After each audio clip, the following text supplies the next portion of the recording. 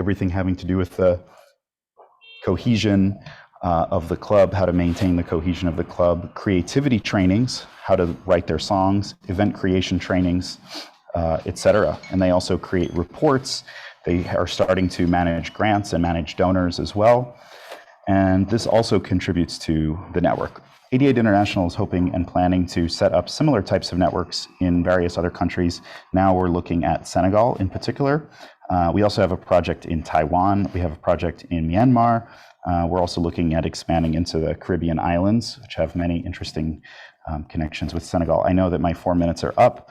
Just wanted to throw out some of these things, all based on student-centered education, liberating this incredible amount of untapped potential that we find in adolescents and young adults, and all worked into essentially a network. So thank you very much. Thanks, Kimball. That's great, because obviously you've done a lot in terms of bringing a particular kind of education, but then building on it to really provide other types of support where the network is really growing it and self-sustaining for helping youth reach greater potential. So I'm going to turn to Andrew, who has a bit more traditional in terms of being within the secondary school sphere, but approaching it in a very different way through big picture learning. Now, Andrew, you're up. Thanks so much, Kathy. I really resonated a ton with a bunch of things that Kimball was sharing. And I'll try not to take offense of being called traditional. I think we view ourselves as pretty unconventional and seeking to disrupt a lot of the traditional as being in secondary school. Understood. Understood. Music education. Absolutely. Untraditional in every other way. Absolutely. No, I appreciate that. And I think our mission at Big Picture Learning is to activate that potential of school systems and education through student-driven real-world learning. And if you see over this shoulder, we really think that the best learning happens outside in the real world, beyond the walls of the classroom and beyond the walls of the school. And I think that's one of the ways in which we might run a little bit against the grain of a bunch of the conventional education system. And I think what we really view is that the most formative learning experiences, if you're trying to truly develop talent and engagement in young people, they involve their interests, helping them to explore and develop their interests. It involves relationships, connecting those young people with adults who share those interests, and then engaging in hands-on practice out in the real world to actually be creating authentic products. And I think one of the things that I and we observe is that far too many institutions, by their very nature, are dehumanizing and rather depersonalizing. You sort of check your individualness at the door and come in and engage in some transactional bureaucratic interactions. And that's, I know bureaucracy can be a pejorative. I'm actually all in favor of bureaucracy when appropriately applied. However, far too many educational institutions in particular have this unfortunate habit of diminishing the personal and the individual in service of standardization. And they inadvertently squash the relational with this false pursuit of efficiency.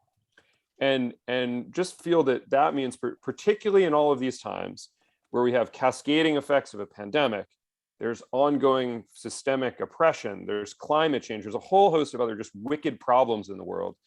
Young people are reporting that they feel disengaged and disconnected, and they have levels of mental and physical health issues, and then struggling with isolation, and their networks have really been frayed. And so we really view our work at Big Picture Learning to grow and strengthen networks at multiple levels. I'm going to just share really briefly at 3 levels. One is about individual students and making sure that young people feel connected to each other, to educators, to adults out in the community.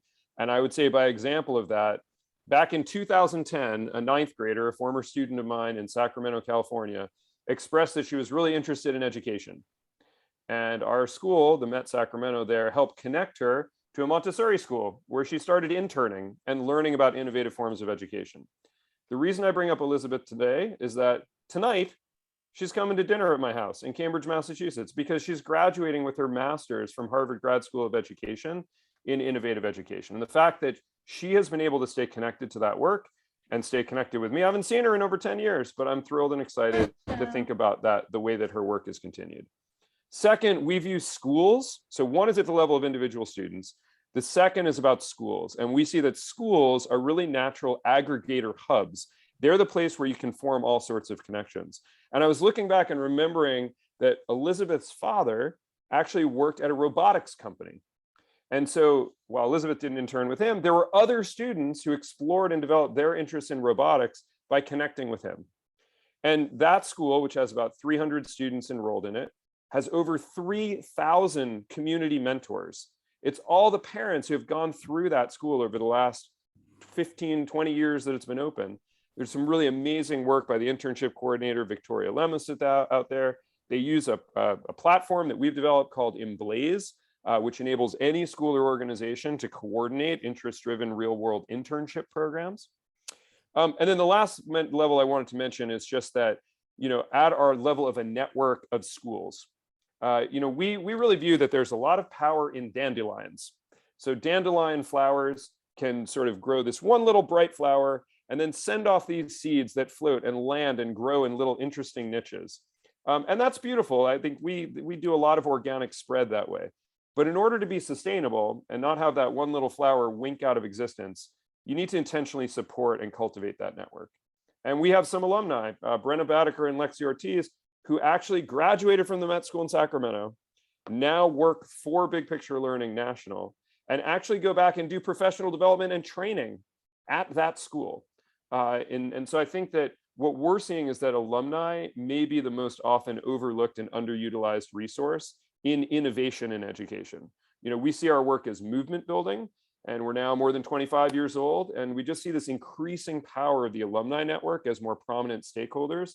We've added multiple of them to our staff.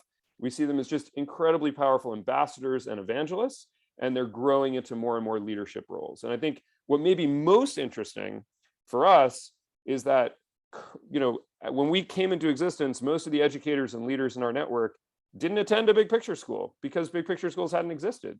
But now we're starting to see more and more alumni become educators, become leaders. And I'm just excited to see what are the educational institutions and systems that they develop, and how will they employ networks. So I'm just excited for the future and excited for this conversation. Thanks so much, Kathy.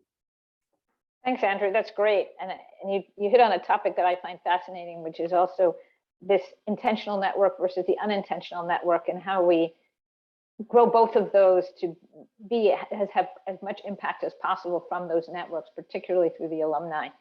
But we will get to that later, especially if others ask questions on it. And right now we would like to turn to Vange to talk about wellness and agency and some of the work that she's done. Hi, everyone. Unfortunately, Vange would not be able to join our call, but I'm attending in her place. So my name is Bridget Chabunya. I'm the Director of Fundraising and External Strategy at Teach for All. So it's just a pleasure to be here and just to hear all the phenomenal work that others are doing in this space, and just to learn from them. And so this opportunity is just to share a bit about Teach for All, and also the importance we're seeing in networks and reimagining education to foster greater leadership. Just a brief introduction, Teach for All is a growing global network of 61 independent and locally led partner organizations, and a global organization that works to accelerate the progress of the network. So each of our network partners recruits and develops promising future leaders to teach for 2 years in their nation's most under-resourced schools and communities, and with this foundation to work with others inside and outside of education to ensure that all children are able to fulfill their potential. So across our network, the priority is not only to ensure that every child has access to quality education, but also to work with communities to really rethink the purpose of education. And so we've seen that too often and for too long, the aims of education have been imposed by powerful individuals, institutions, and rather than being co-constructed with families, students and communities. We have also seen how education systems have focused on achieving narrowly defined academic goals while missing the bigger picture. I think many of us on this call can agree that today's children are going to inherit a challenging world where they'll need to navigate uncertainty, complex problems, and really create meaningful careers for them in a challenging global economy. And so we're thinking that education should center in preparing students for their futures.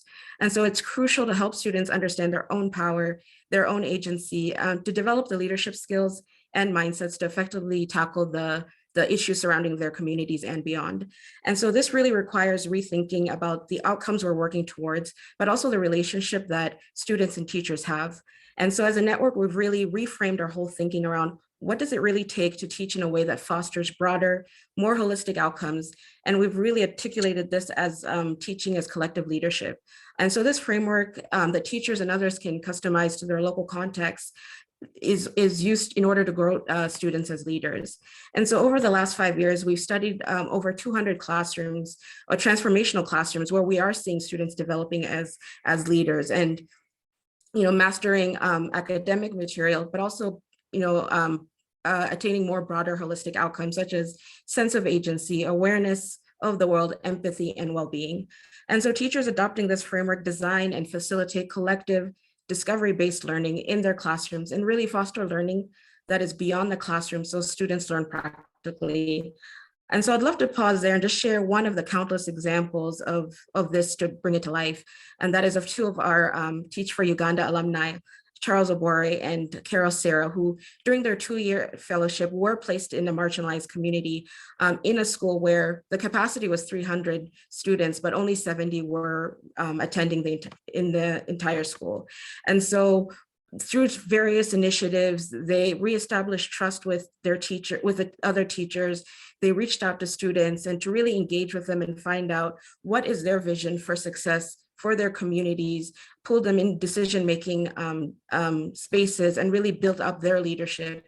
And so today we're seeing that there is active attendance in the school with over 300 students attending daily. And so in short, I think this example just speaks volumes to what is possible when teachers, students, and communities come together to challenge the top-down restrictive classroom structure and adopt a more inclusive and collective approach. Thanks, Bridget. That's great. And I really like how you're talking about that broader network that brings people from different sort of spheres together, building a bit also on what Andrew was saying, how a lot of the opportunities for internships and so on come from alumni, but it's sort of out in the community and it brings back from multiple stakeholder areas. So we will turn to Rachel and we'll hear a little bit more on impact and evaluation, I think, of these types of concepts, which is so important to everyone, especially when talking to funders. Rachel.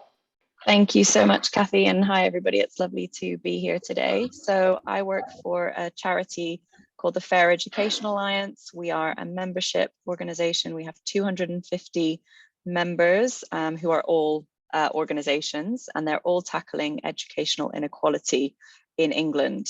So thinking about socioeconomic disadvantage and how that plays out in terms of pupil attainment and skills and well-being. Our members are charities, social enterprises, businesses, schools, universities, research organizations. So we've got a really wide range of different types of members. And I was thinking about the kind of the big question, I guess, for this session, thinking about collective leadership, and really that's what we're all about. And it's been so exciting to watch the network grow over the last few years and see all of these different organizations overcome some of the kind of stereotypical barriers to collaboration. So competition being a really big one in the charity sector in the UK, people feeling like they can't work with another organization who might be trying to get similar funding to them or trying to influence similar policymakers, etc. So it's been really exciting to actually see that a lot of those things are actually quite artificial barriers, and really when you've got a strong goal and a strong vision, people can work together really effectively. I think it's interesting because we're a network, but then there are so many other networks within our network. So we have some formal networks. So for example, the National Association of Head Teachers it is a network of head teachers that we work with, but also lots of informal networks as well. So groups of organizations, for example, who work on children's literacy, who all want to get together and kind of talk about that. Or maybe it's a group of staff who are all doing delivery roles who want to chat to each other. We were able to bring people together, especially during the pandemic, to talk about the shift to online delivery, and then lots of networks of young people as well. And really our role in relation to them is very adaptable based on what they need. So some of these groups need quite a lot of support in the early days just to kind of get set up and facilitate those discussions around what it is that they want to achieve, what they have in common. We can run activities to help them to connect with each other. And then some of the more established groups, to be honest, they're pretty much entirely like member-led now, and we can just let them get on with what they're doing. If I think about kind of educational transformation, how we've seen that play out, I think that it's most effective when people really get to know each other as people. So obviously I've said that we're a network of organizations, but really, you know, collaboration happens between individuals. So really important that people are getting to know each other, and we think that that kind of personal connection is key, but also having a really clear goal makes a huge difference. And sometimes actually it can be a really interesting exercise just getting people together to think about what that shared goal might look like. Is there a kind of a shared issue that they've got that they want to try and tackle together? Looking ahead, one of the reflections I wanted to share is that we're seeing that kind of access to data and information about what different network members are doing is really important. So our members are very interested in who else is part of the membership and what kind of work are they doing, where are they based, what age groups are they working with, etc. And we've got all of that information, but it's so far been quite difficult to make that kind of visible in like a user-friendly way to everybody else. But we've invested quite a bit of money and time over the last couple of years in developing some digital tools. So we're going to have a directory and a fantastic kind of mapping tool that we'll be launching this summer, which will be for all of our members. And we're hoping that that'll be really transformational for the education system in England. And then my final reflection is kind of what Kathy alluded to a minute ago. How do we understand the transformative power of networks? And that's what I spend a lot of my time doing in my role as head of impact and evaluation. And I just really wanted to encourage people, if you haven't seen it already, I've taken a lot of inspiration from the Small Foundation Networks Evaluation Toolkit, which the team at InHive actually shared with me in the first place. It's got a nice framework of kind of setting out the importance of understanding who is in your network in the first place, how do they engage with you and with each other, and then kind of what difference does any of that make, and what do they think about their experience. So we've done a lot of work to kind of set up our data around like information about the people who are involved in the network, the things that they get involved in, what they think about being part of the network, and then outcomes. So what difference is being part of the network making to them, and what effect are we having in terms of long-term change? Gemma's just put a link to that toolkit in the chat. Thank you so much, Gemma. Yeah, and I'm really happy to chat to others about impact measurement of network stuff. I've had some great email chains with other InHive members in the past, like sharing surveys and kind of inspiration and things. So always really up for having a conversation about that. But I'll hand back to Kathy for now. Thanks, Rachel. Yeah, I think the mapping is really hard to do, but so important. And one reason it's so important is that we are all trying to raise the awareness of the value of networks. And when we don't have those maps, it's really hard to show what's been going on. And I will turn now to Olivia, and then we'll open up the conversation a little bit to questions and across the panelists if we could. I have to admit, I can't see. I've lost Olivia on my screen. Nope, there she is. Olivia, you're up. Thanks. Great, thank you so much, Kathy. Hi everyone. Yeah, I'm Olivia. I'm the Senior Evaluation Officer at the Chevening Secretariat. So Chevening is the UK government's International Scholarship Awards programme aimed at developing global leaders. We're primarily funded by the UK Government Foreign, Commonwealth and Development Office and offer scholarships and fellowships to enable future leaders to study in the UK for master's degrees or professional courses. Our scholars and fellows come from over 160 countries around the world, most of which are low to middle income countries. And our programme nurtures leaders of all types, really, kind of spanning across the different things that people have spoken about today. So they may be thought leaders, social leaders, activists, community organisers, political leaders, and more. And they work across a whole range of different areas and sectors. Our network is created primarily through the events and opportunities that we offer to our scholars and fellows whilst they're on award in the UK, and then beyond once they go on to join our alumni network. So these connections are then sustained through our alumni engagement work, which is facilitated both by us centrally at the Secretariat in London and through British embassies and high commissions all around the world who run events and networking opportunities. And we also offer our Achieving Alumni Programme Fund, which supports innovative projects which bring alumni together to run projects and activities to have a lasting positive impact. So kind of that's sort of an overview of what we do, but how do our alumni then go on to contribute to sort of that transformational change? And I think that question around evaluating impact is a really interesting one. And our alumni are definitely change makers, and whatever their chosen field of expertise, they go on to achieve really remarkable things and bring about change on a local, national, or even an international level quite often. They're also often inspiring their own networks in their home countries. So many of our alumni go on to take part in mentoring programs or leading mentoring programs. Many of them go into schools to nurture the next generation of young people and support them to access higher education and the types of opportunities that they've had themselves. And the Achieving Network really is a vital part of this. So in our most recent alumni survey, 76% of respondents said that they'd actually used the networks that they'd gained from their award to promote change in their home country in some way. And so I'm just going to share a couple of stories with you to kind of highlight this, drawing on some case studies that we've been gathering, focusing on gender and education recently. So the first one I'd like to tell you about is a programme which was delivered by a group of our alumni and received some funding through our Alumni Project Fund. So a group of our alumni in India found that there's a real problem with low numbers of women entering careers in science, technology, engineering and maths, particularly from rural areas. And so over the last 3 years, our fund has supported their project to deliver STEM camps for girls in Bolivia. And these have aimed to motivate, educate and support girls into STEM careers by providing activities and exposing them to inspirational women working in STEM. And they've so far supported approximately 300 girls through their camps and found that following this, the majority of the girls are now considering careers in STEM.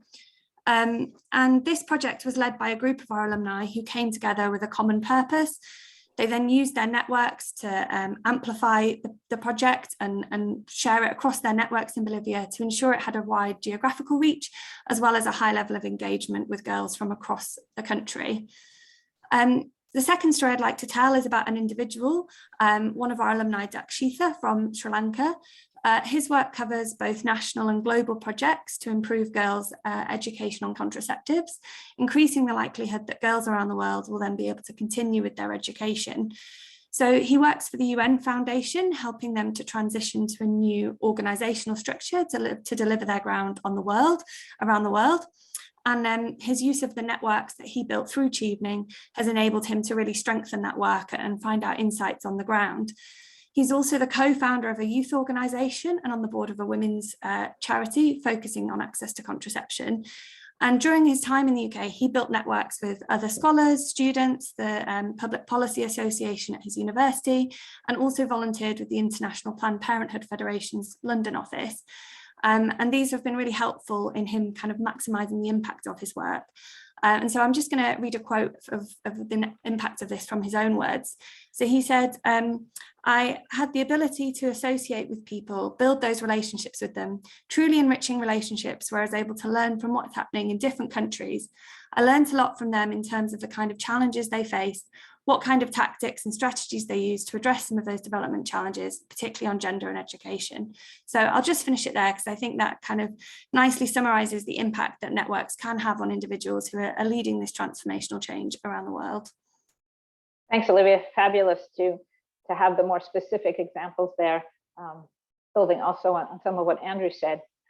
So at this point, I'd love the speakers to share what they learned from each other, what they heard, very, very brief, because we're of course running late and long. And at the same time, feel free to put questions in chat or ask questions. Normally, we might do that a little later, but I don't want to miss out on people giving some input and ideas for what they're interested in. So I don't know if anybody, if one of you who've already spoken, have something particularly you want to address in response to what you heard. Rachel, I just saw you nodding, so not to pick on you, but maybe you had something you wanted to share. Yeah, I'm happy to share. Yeah, as you said, Kathy, I really enjoyed those kind of specific examples and stories from Olivia, and I think that there is something really powerful about those stories.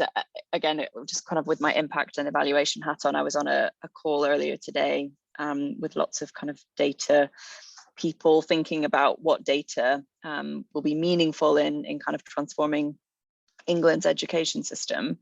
And we were talking about the power of kind of qualitative data, those stories, and actually getting beyond the numbers. And I feel like that's especially relevant for kind of networks work, where so much of it is about the relationships.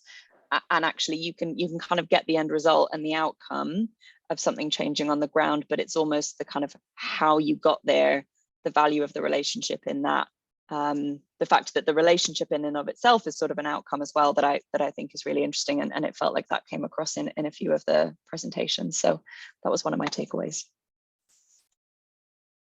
Thank you. Yeah, Andrew, Kimball, Bridget, Olivia. I would say one thing, which is I think there's also this theme of the network is so important to lead to the relationships.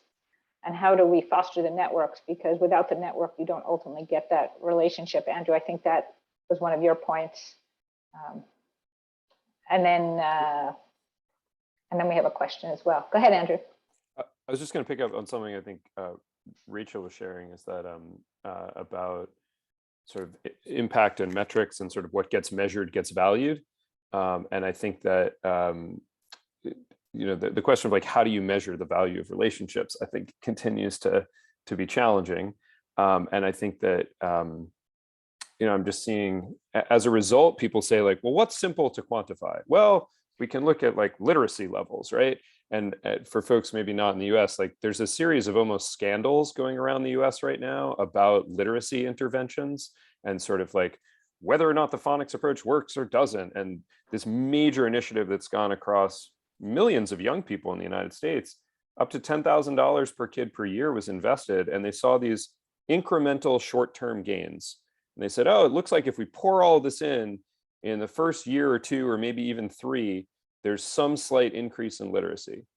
But some of the longitudinal studies that are coming out now show that a lot of those young people actually do worse than the control group, right? And so, and I think about the, like part of what's going on is that young people were being pulled out and sort of quote unquote remediated, and they're trying to force this technical skill down their throats, maybe to the detriment of their social interaction. And learning is just such a fundamentally social interaction that I don't know, I feel like there's some more shoes to drop about that. And I'm worried, at least nationally in the US, this narrative of like learning loss. Oh my goodness, they've lost this opportunity for learning. Well, that means that they're behind on their technical skills.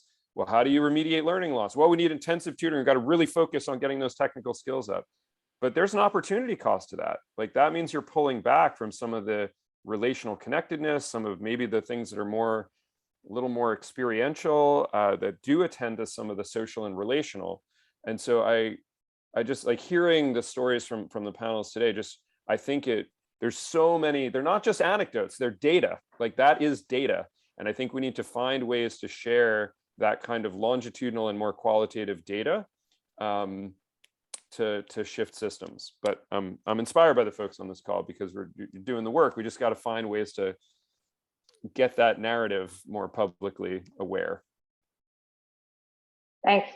And I see we have a question from Ola about competition even within the network, and how do you foster trust within the network and amongst the network members when they may also be competing in some way. And I think that also speaks to even what Kimball was saying at the beginning, where where you're trying to build a network within a hierarchical, very controlling environment. So maybe someone could address that. I don't know if that, Kimball, is you. I think Rachel mentioned the networks within the networks, and that may be part of the competition.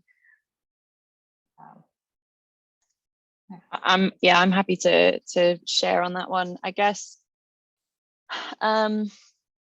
it's tricky. I think it really does come down to individual people and their kind of appetite to like see the big picture and see the long-term goal in terms of what you're trying to achieve. So the long-term goal is not that your organization raises more money and continues to exist for 100 years.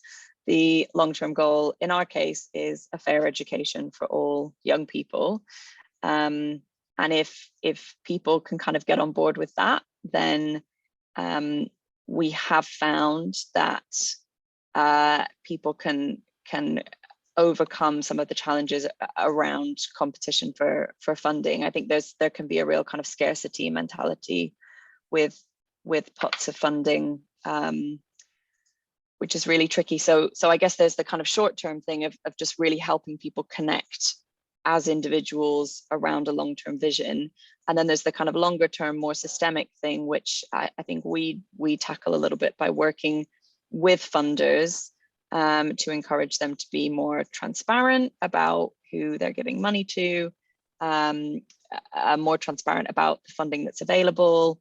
And I think a lot of that hopefully helps in the longer term, because I mean, we could always use more money, right? But actually there is a lot of funding available out there, and more funders are interested in collaborative projects, so organizations joining forces and putting in joint bids for things, kind of signposting organizations that don't quite fit with their portfolio to other funders who might be able to support them. So I think there's also kind of network of funders as well that can play a role in that transformation. Thanks, Rachel.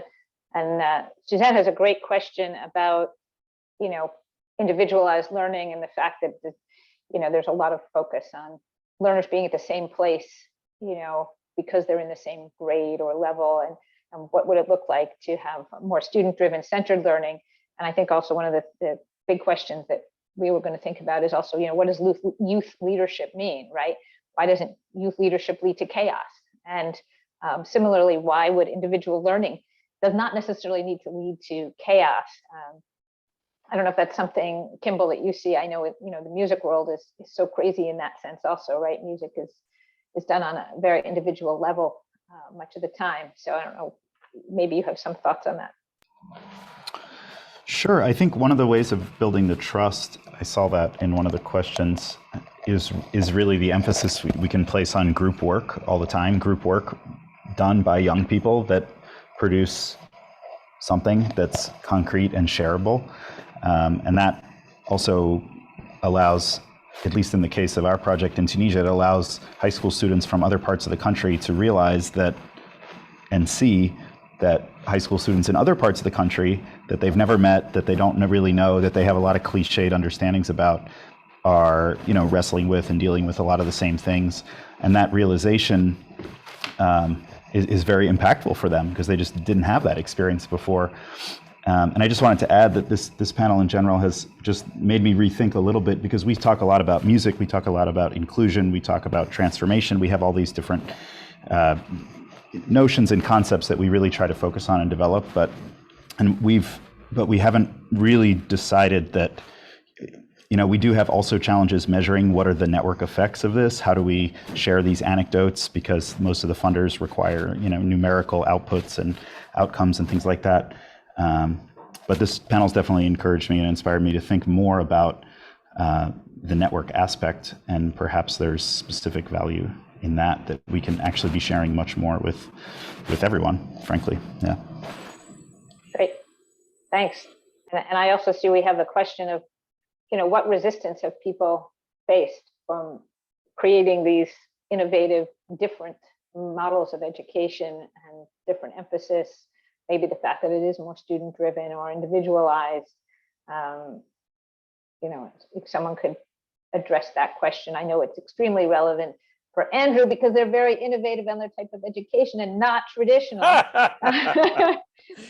But maybe appreciate- Bridget also, because I know Teach for All is an innovative concept, started obviously in the US with Teach for America. But go ahead, Andrew. Appreciate it a ton, Kathy. And I think like there are, so I'll say, I think I individually, I try not to spend too much time thinking about what all the obstacles and impediments are.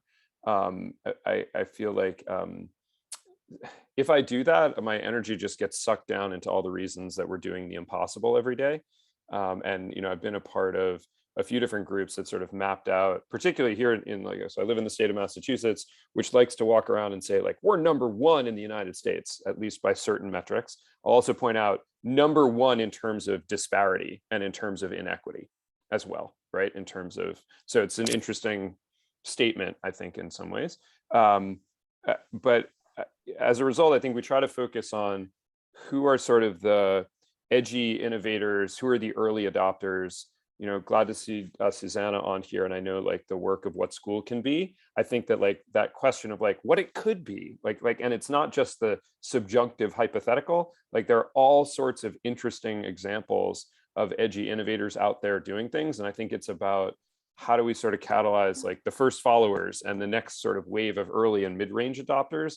The statement like the future is here, it's just not equally distributed, definitely resonates for me. And I feel like there's a lot of good work happening out there. And it's through that networking that people then find out, what are the things that they can take on. I saw Bridget mention in the chat that she was gonna add in. Thanks, Andrew. I think for us, we've seen as our fellows have gone into communities, they have faced a lot of resistance sometimes from other, community members or stakeholders. And really, we operate deeply from a space of locally rooted and globally informed.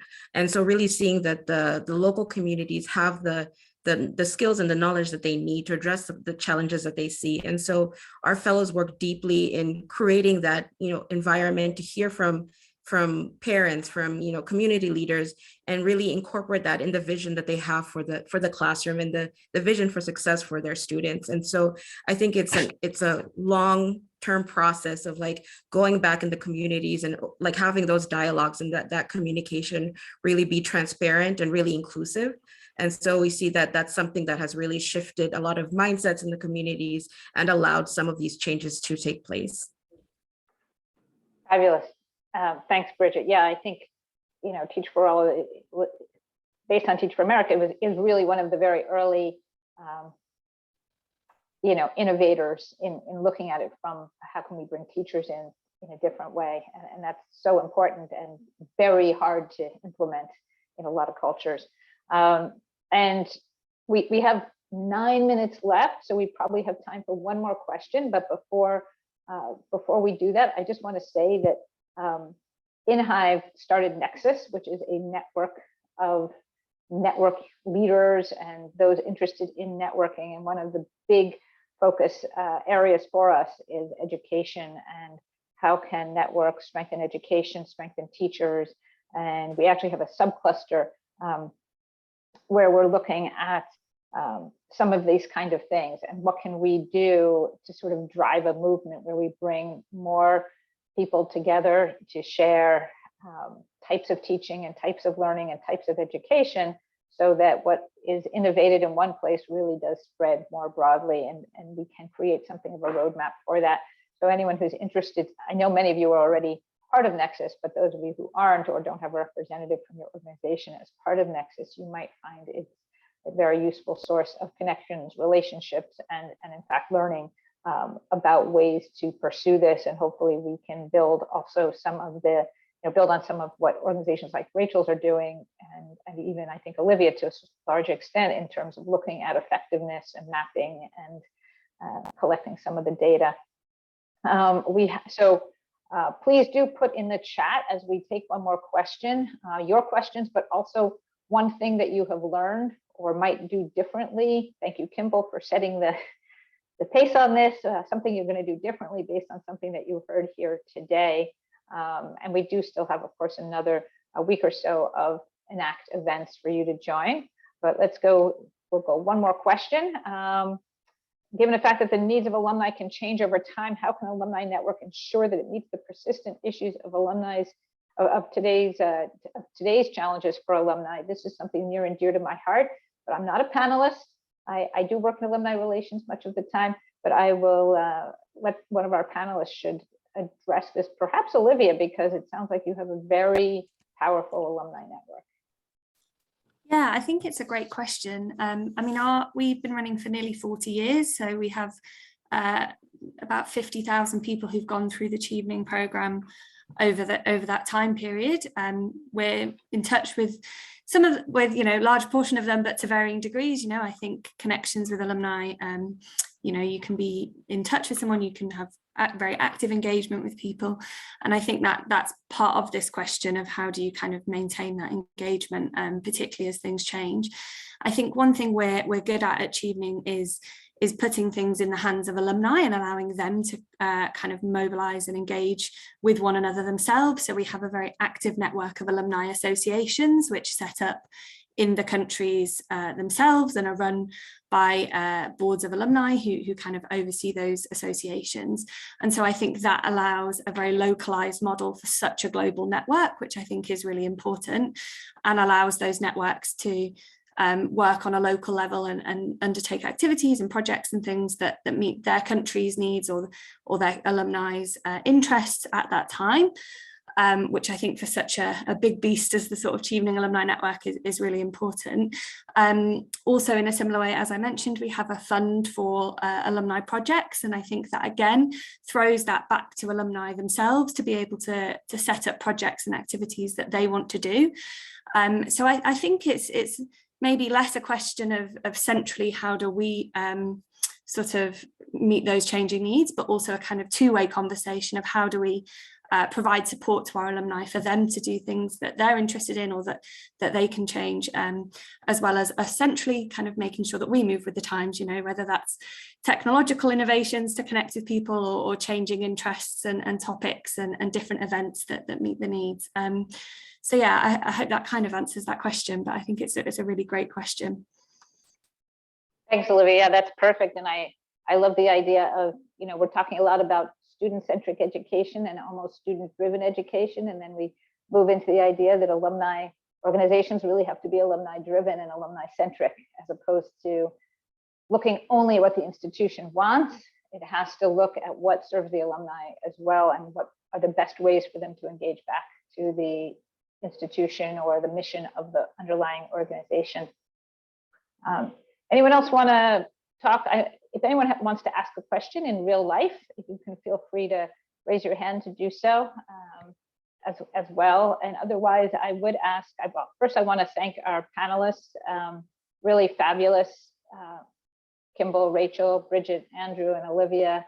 Can't thank you enough for your words of wisdom and your thoughtful responses to the questions. Thanks to everyone for joining us. We hope that you will come to other Enact sessions, reach out about joining Nexus if you're not already part of it, and hope to continue this conversation in other ways and other forums over time. And happy, as long as the speakers are willing to stay for one more question, happy to take any other questions. And we also often at the end of these sessions, we ask you to unmute, perhaps turn on your camera and let us hear your voice so that you can just say hello, thanks, goodbye, whatever it might be, and feel a little bit more that we are one big community here, as we believe we are, trying to make a difference and create some system change that will improve education. So thanks to all. Feel free to unmute, as I say, and we'll see you at another event soon, I hope. Hello, thanks, goodbye. Isn't that the instruction? Thanks, Kathy. That's it. Thanks, Andrew. Thanks, everyone. To meet you all. Thank you. Thank you. Bye, everyone. Bye. Bye.